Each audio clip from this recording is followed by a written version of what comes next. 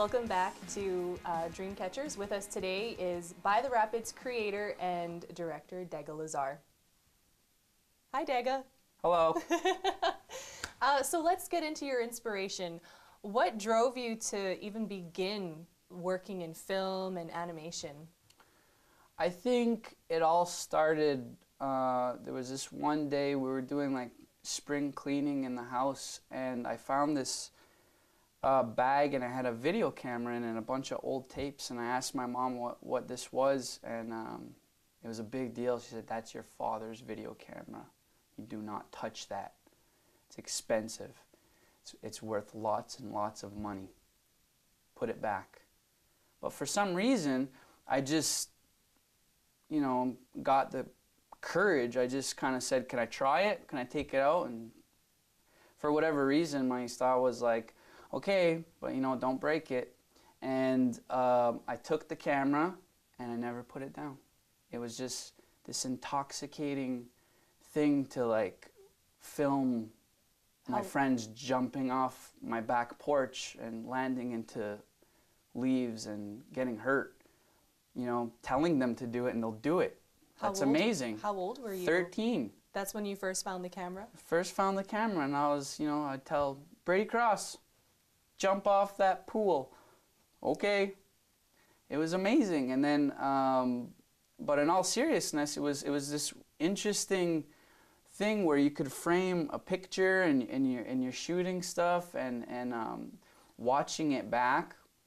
You can hook it up to the TV, and then it being video, I was able to like figure out ways to like do weird effects and stuff when the camera wasn't even made for it. So one of the things I like to do is you take the audio cables out of the VCR that's connected to the camera, and instead you put in audio cables from your CD player, and that's what we call syncing. So what you do is basically you could shoot something, your friends running around, jumping off porches and stuff, but I don't recommend it because you should do that with you know, with professionals. But if you are, you could hook up, you know, like this was back before any kid could go on the computer and put music to their thing, but to me it was crazy. You could put a Korn CD to something you filmed, and that blew my mind. That was the coolest trick I could do, was putting music to the video. I thought that was the coolest thing ever. So after making little movies with your friends and being fascinated by film for the first time ever, what was the next step? Where did you go next? Like, it first started off, it was basically just a little hobby sort of thing that I did with my friends, but there was this program that opened up in Kahnawake called Deyoyaks, and it was basically like a summer teen program where basically you could go there, sign up, and they'll teach you how to make movies.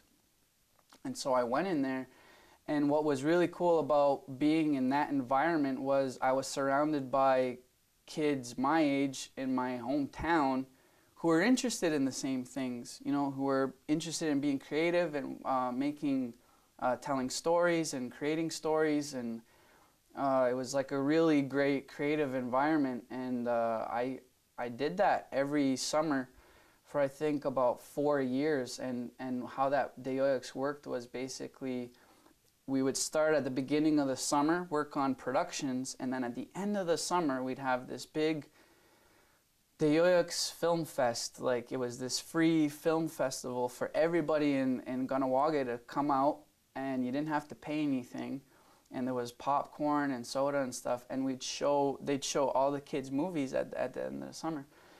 And the first year of Deyoyaks was the first time I kind of went, I'm gonna take this seriously. Like, I'm gonna try and I'm gonna write a script and I'm gonna create characters and I'm gonna get costumes, because before it was just kind of like, haha, put this big coat on, now you're an adult sort of thing. And so, but I mean, Deyoyaks had that too, and that's what made it so cool, was we could do stuff like that. And I thought, I'm really gonna create a short film. This was gonna be like my big movie. And so it was called Bat Kid. And basically it was me. I had this stupid bat mask, and it made me feel like I was a like Batman superhero thing. And so I wrote a story about that. It was about a kid living in Gunawaga, and he beats up the bad guys and saves the girl. And the first night that when it was gonna show at this Deox Film Festival, they told me, they're like, Dega, you made like the longest one, because mine was like 22 minutes, I think, because like I said, I really wanted to do it. They said, because it's the longest one, we're gonna put it at the end. And so I had to sit there all night and wait for them to put on this movie. And I'm like, God, just get it over with. And then anyone who ever talks about like a life-changing moment was that for me, which was the lights went down and the movie came on, and I'm like, here we go. There's no, like, I just spent a whole summer acting like an idiot, and now I could just fall flat on my face, or everyone's gonna have a good time. If I make one person laugh, then I did it.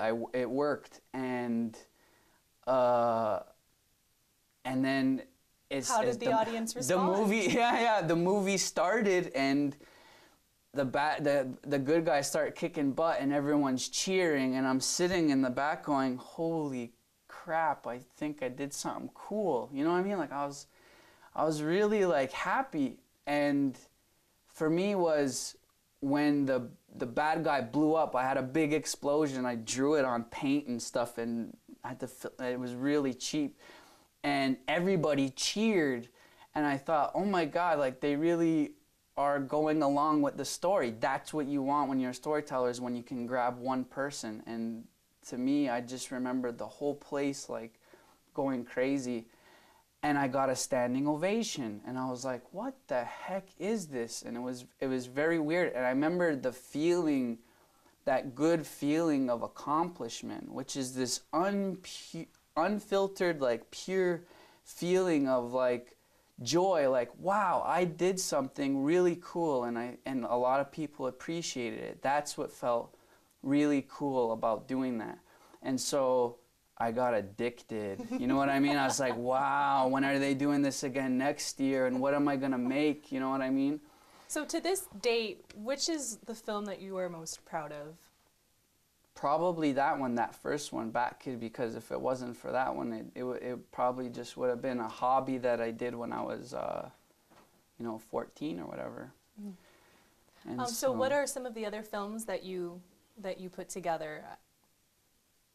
Some other ones that I did with the program are To the Rescue, which was a film that I did when I collaborated with my buddy Walter Gahirodu Scott, and he's also an accomplished artist from Gunawaga. And so we were just two teenage guys like, let's make a movie, but like in space with puppets. Go, Walter. And he would like write stuff, and I would write stuff, and we co-wrote this movie together.